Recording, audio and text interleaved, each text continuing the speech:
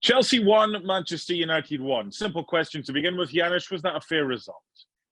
Of course not. What kind of question is that when you look at the statistics of this game, obviously? But, we'll get to the stats a little bit later. I think, obviously, Man United will take it. Here's where we are with Manchester United. They've come to a point where, even when, the opposition has 65% possession, let me look at this, goal attempts, 24-3, corners 15-2. It doesn't matter if 1-1.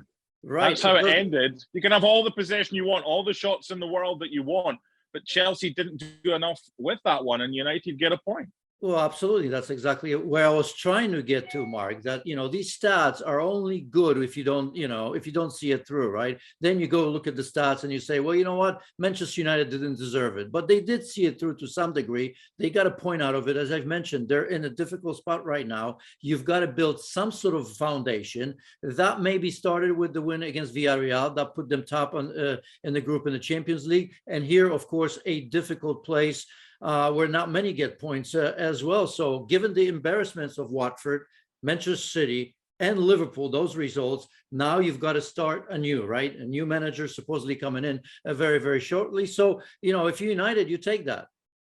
What's the biggest headline? What's the biggest takeaway from this game? That United are still in trouble. That's the biggest one. This is Manchester United. I mean, this looked like a game, and I don't want to mention, a name, but of a small team coming in and hanging on for dear life. Now, it didn't start like this. I thought early on they did a pretty decent job in the middle of the pitch, but, they didn't really create anything. And, it took a massive, massive blunder from Jorginho to give them a goal. So it's still, nothing changes for me. I give credit to United to get something out of it. We'll see what they take out of that, right? Because Arsenal are coming next, and I think Crystal Palace after that. But still, I'm just amazed how badly they've looked. Jorginho made amends from the spot. No doubt about the penalty, was there? Yeah, and he was excellent throughout the game. It was just unfortunate. Again, you got to give United credit because Bruno Fernandes's clearance was just that. But the reaction of Rashford and Jadon Sancho was superb. Jadon Sancho is coming good. That's another positive for Manchester United. We've seen that in the last couple of games against Villarreal. First goal for Manchester United. Today, first goal in the Premier League. I think we all know how talented he's been. Maybe the change in management is going to be good for him. A knock for Sancho, I think it was, and he was replaced by Ronaldo after 64. When you saw the team news and you saw Ronaldo on the bench, were you surprised? I think we always are, because it is Cristiano Ronaldo. I think we sometimes think that he's untouchable. We sometimes think that he's the one that manages the team and tells everybody when to play and when not to. The bottom line is we didn't know. I think you saw from Manchester United, they wanted to press high, and they did that, by the way. Not all the time, but they tried when they had the opportunities, and they did it often, especially in the first 45 minutes. So that makes sense to me. But, I think we're always surprised with that. Lukaku came on for Timo Werner with 8 minutes to go. And when he's been out, Chelsea's goals have been spread throughout the team. But what a boost for them to have him back, right?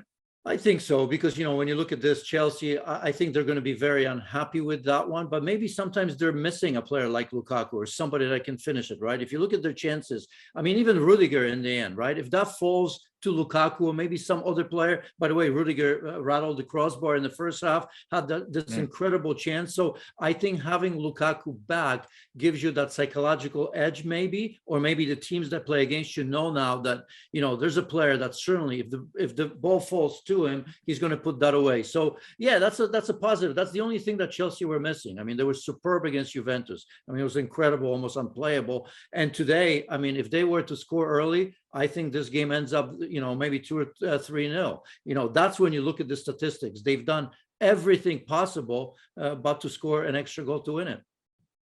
So what you've seen from the weekend, Liverpool with a thumping win, Manchester City with a comfortable win, even although it was only 2-1, and Chelsea dropping points. Is your favoritism pendulum swinging away from where it was before, or is it still too close? No, I think it still stays the same. Although if you're Chelsea, you look at it as 2 points dropped, and they're small margins given the way Manchester City are playing and the way Liverpool are playing right now. But nothing changes. I still think, Chelsea are slight favorites in this one. I'm waiting for Manchester City to go on a run. which they often do. Liverpool needs to keep up with that because, again, it's worth mentioning they'll be losing Mo Salah and Sadio Mane in January. And finally, I want to end with Manchester United and go back to the answer to the second question I asked you. Your biggest takeaway from this, you said United are still in trouble. They need stability. What else do they need going forward? Well, organization, I think they need key players to start playing well. I'm looking at somebody like Marcus Rashford. I think we're all, likable figure, but, through injuries maybe, but throughout, I mean, he hasn't had a run of great games as well. Defensively, we'll see what happens when Maguire comes back. I think Eric Bailly is kind of picking himself in the starting 11, I think, alongside of him. Bruno Fernandes needs to play much, much better.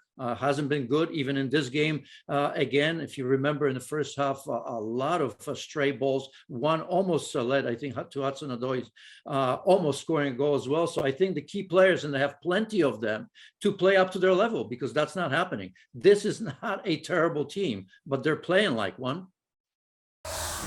Thanks so much for watching ESPN on YouTube. And for more sports highlights and analysis, be sure to download the ESPN app. And for premium content and live streaming, subscribe to ESPN Plus.